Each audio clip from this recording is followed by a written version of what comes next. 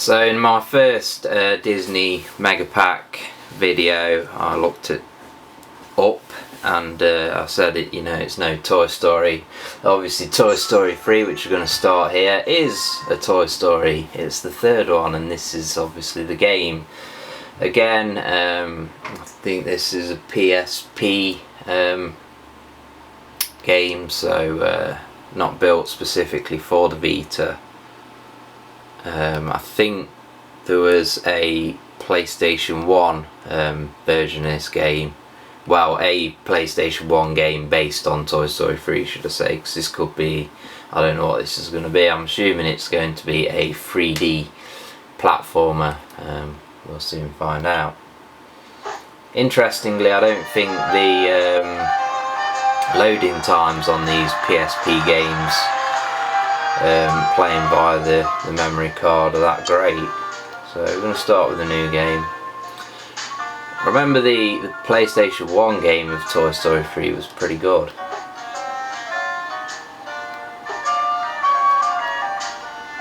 We're going to start it up. I think I have Toy Story 3, not the game, but I have a demo disc somewhere with it on, and the original official PlayStation magazine with the actual review. I'm sure it got 8 or 9 out of 10.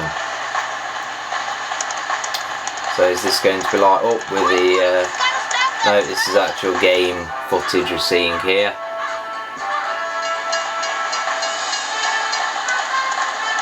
Just like some sort of dream, as it should be in a bedroom at the moment, I'm guessing.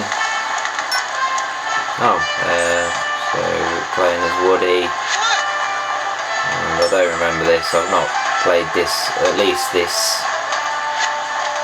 I've not played this game before, the PSP version, but if there is a PlayStation 1 game that's similar, the demo disc didn't start at this part of the game. It probably started midway through it. So they do that sometimes with demos of games.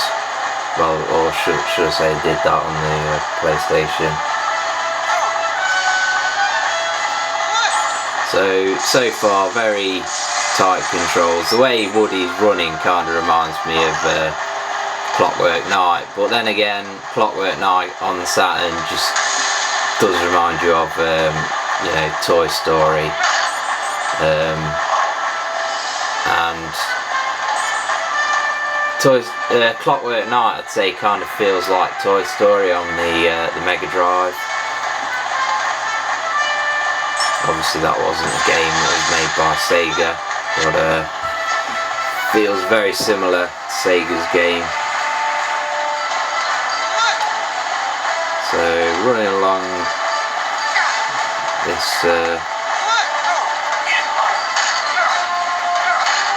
train, picking up random things, don't know what they're for. I've got to make this bloody gap. There we go. I don't think it's a control related issue I'm missing these ledges. I think it's just because I can't really see. I'm actually playing through the camera and not looking directly at the screen at the minute.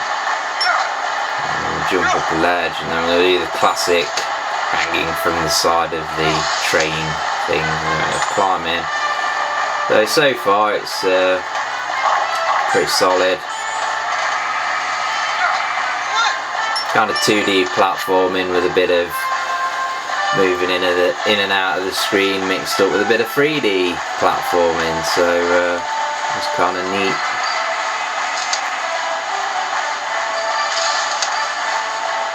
Music's nothing offensive. Music can be something that breaks a Disney game. Generally, they've always had good music, obviously, but what I mean is, some Disney games you could play and they're just overpowering with the cheesiness and kiddiness, should I say. Which I guess is fine, because they are, kids games. We're going to ignore that barrel for the sake of the video and just barrel on through. So we've got got a moving selection of things to get across there. And what we got here, I'll jump over that so we don't burn our plastic ashes. Climb up the carriage again, jump across, climb up. Nearly died. This section of the game is lengthier than I was expecting. I was expecting this to just be like a short little kind of mini game, I guess you'd say, and then it's like all Woody's dreaming and that sort of thing.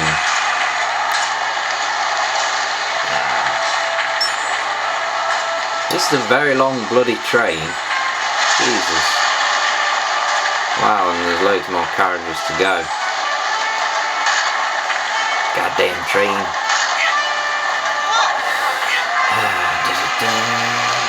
I'm hoping that 12 out of 30 barrels doesn't mean that you have to collect all bloody 12 barrels to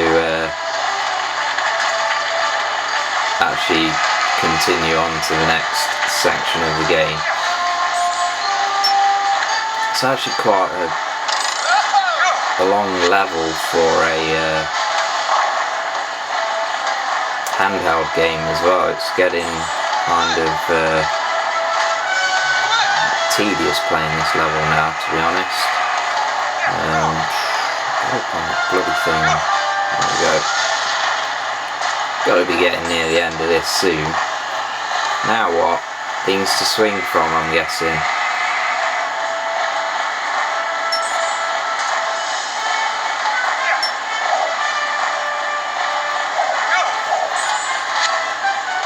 Graphics are solid. What you expect really from PSP. They look solid, but they are, you know, there are lots of jagged edges. Sort of combination of lack of anti-aliasing and the lower resolution. I think the PSP, I can't remember whether the PSP has got a widescreen screen, but I think when you're playing PSP, oh my god, there's more of the train. When you're playing a PSP game on the Vita, the screen does seem kind of stretched for some reason, so I don't know whether the actual ratio, the sort of widescreen ratio of the PS Vita is different to the PSP. It may just be something that's sort of in my head. Oh, fuck's sake.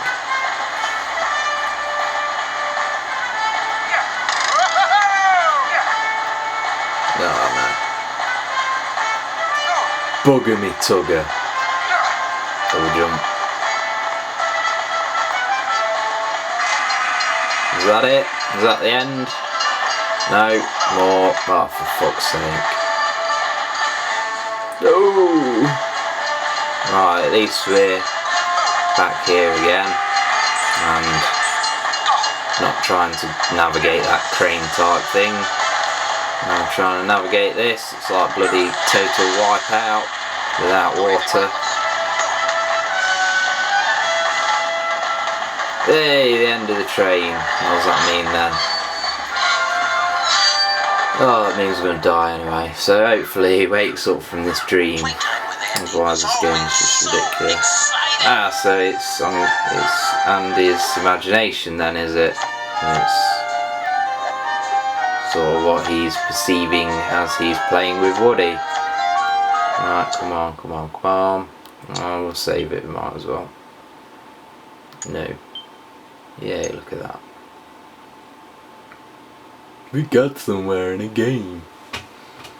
A Disney game. Now that we live here with Bonnie, I can look at my drawings to help me remember everything that's happened. If only you could skip it. Skippity bop. Operation phone call.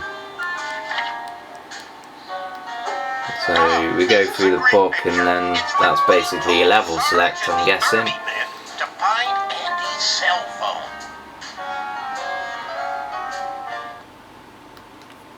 And we'll just have a quick look at what the style of this level is, see if it's a platformer again or...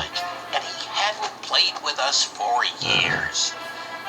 So this is more like what I was expecting, more sort of what I remember from the PlayStation 1 game. Let's get to the air vent, man. I'm not saying this is the same game, I don't know whether it is. Obviously it won't be graphically, this is better.